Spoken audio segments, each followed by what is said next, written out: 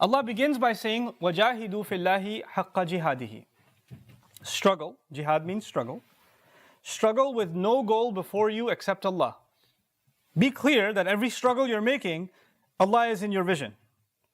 And do that in the way that Allah deserves. I'm being very rough and easy with the translation for the purposes of khutbah. Struggle for the sake of Allah the way He deserves it.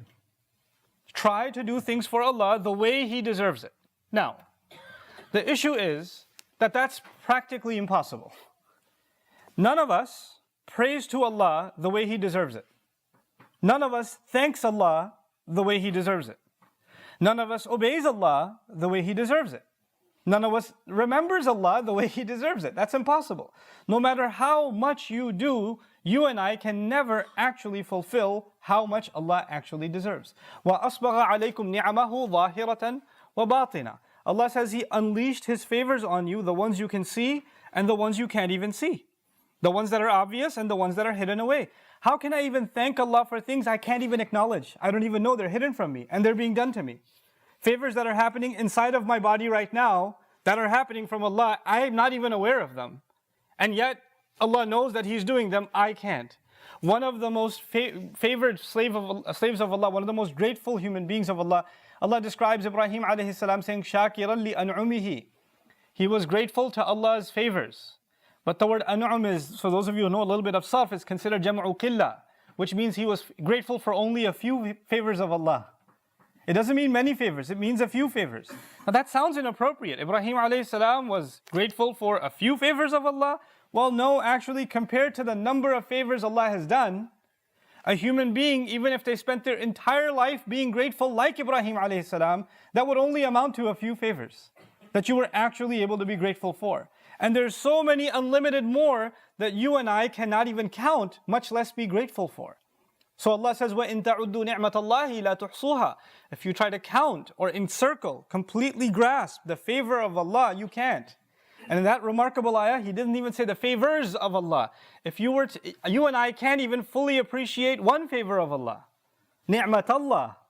That's ismu jins here, it's mufrad also. One single favor of Allah I can't fully appreciate. One favor of Allah is my ability to see. One single favor of Allah. In how many ways is that one single favor of Allah helping me? I can't even count. How many ways has it saved my life? How many ways is it providing for me? How many ways is it giving me joy? How many ways is it preventing harm from it's countless. Per second, it's countless. So even one favor we can't. Now I come back to the point. Allah says, I want you to struggle for me the way I deserve it. And I'd like to give you a comparison again to help you visualize this problem.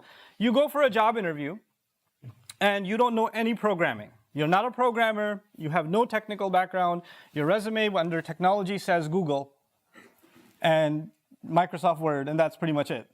You know nothing else.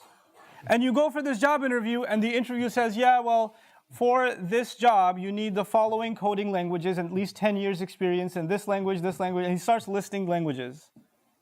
And you're just listening there, sitting, and you have to have management experience, and you've had to have developed mobile apps for at least 5 years, and you have to have a portfolio of at least 20 projects, and he's going on and on and on, and you're sitting there, it's 30 minutes this guy's going on, and you're sitting there going, can he just stop so I can say, sorry, this is not me, and I can leave and save myself the embarrassment?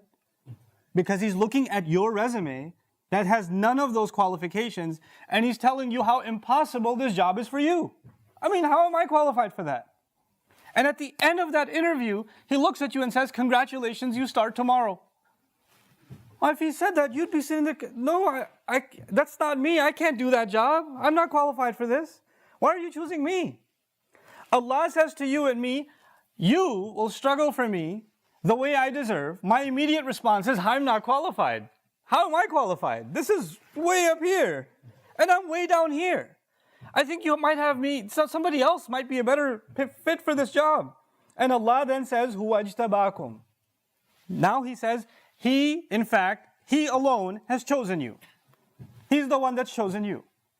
First He gives the impossible job description, then He says, you're the right fit for the job. And the word He used, ijtiba, is different from, remember for istifa I said it's a choice, Allah owes no explanation. There's no explanation. Like He chooses prophets, messengers. You don't ask Him why. But when you say ijtiba, it comes from the word jabu. And jabu actually was used when you collect taxes back in the day. And taxes were collected from those who were qualified. They made enough kind of money. If somebody's homeless, you can't collect taxes from them.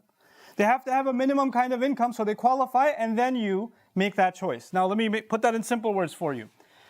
Some of you work, for example, you're fixing your car, or you're putting furniture together, and there's a screw, and you have to tighten that screw. You have to pick the right kind of tool for this kind of job. You understand? You can't pick a hammer for this. You need a screwdriver and the right kind of screwdriver. You understand? When you pick the right tool for the right job, that's called ijtiba. When something fits the job and you make that choice, that's called ijtiba.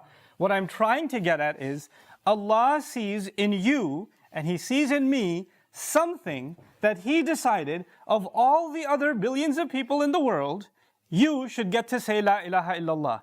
You should get to say Muhammadur Rasulullah sallallahu alayhi wasallam. He sees something in you that qualifies you to struggle for Him. وَجَاهِدُوا فِي اللَّهِ حَقَّ جِهَادِهِ هُوَ اجْتَبَاكُمْ. He selected you. And it's it's the right fit for the job. I don't even see that qualification in myself. He sees it. He sees it. And now I take you back to the example I gave you. The guy says, you start your job tomorrow. Clearly you're not qualified. Even if you bring me to the job and sit me on a desk with a keyboard in front of me and you want me to start coding, I'm just going to write my personal story. Maybe my resignation letter is what I'll be typing. I don't know what else I can do. And he knows. And he says, look, I know you're confused. I know you don't think you know what you're doing. But I know talent when I see it. I've been doing this a long time. And I know you're capable of this. And I know for a fact, when I train you, this is going to be easy for you. You're going to be surprised at yourself. In other words, your interviewer sees something in you you can't even believe about yourself. Allah Azza wa Jal in the next phrase of this ayah says, وَمَا جَعَلَ عَلَيْكُمْ فِي الدِّينِ مِنْ حَرَجٍ. He did not place any discomfort in the religion for you. Listen to these words. Haraj actually means tightness of chest, discomfort, hard to breathe. This is haraj.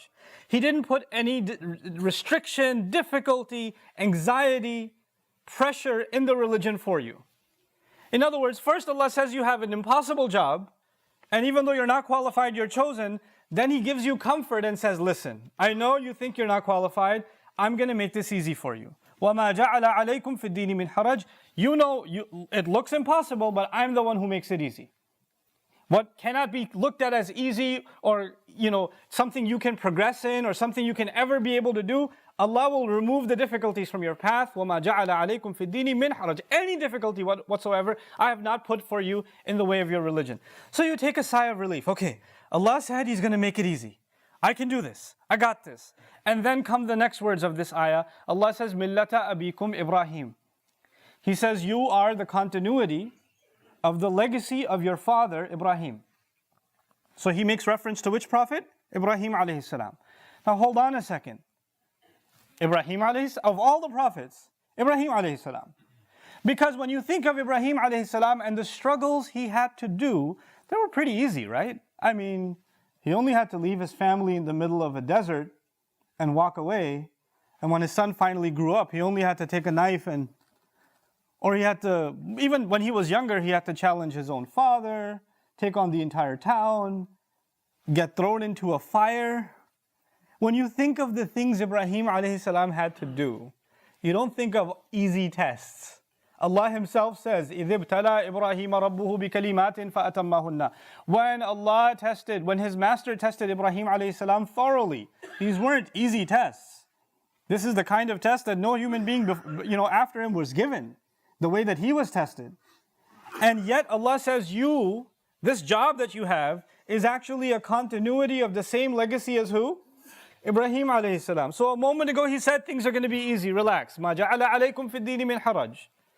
And you feel relaxed, and he says, by the way, you're on the same train as Ibrahim alayhi salam, and you get like, what fire am I going to have to jump into? What's happening here? I thought this was easy.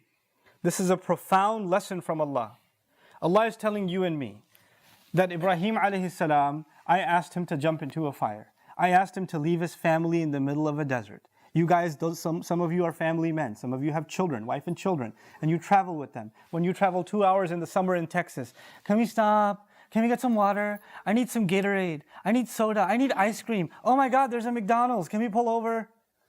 What air conditioning did they have when they took the road trip to Mecca? What rest stops did they have? Can you imagine? What trees did they get shade under? And when they finally get there, when are we going to get there? When is this excruciating journey going to be over? When they get there, they're in the heat of the Meccan desert. And then the father says, I'm leaving. Allah's command, he's leaving. And he's going to leave wife and kid behind. Your wife and child, if they're at the airport and you're 1 hour late to pick them up, when you're 30 minutes late or you're texting them, they don't text you back, what happens to you? You start getting a heart attack, what happened to them? Where are they? I've been calling for 30 minutes, you haven't picked up. The phone was ringing, it wasn't going straight to voicemail. Where were you? What's wrong with you? Why did I get you a phone anyway? 30 minutes of no contact, you go insane. Can you imagine what Ibrahim a.s. went through? That crying baby and his mother in the middle of the desert. That they walk away. To not know what's going on with your child. Sometimes you're late to pick up your kid from school.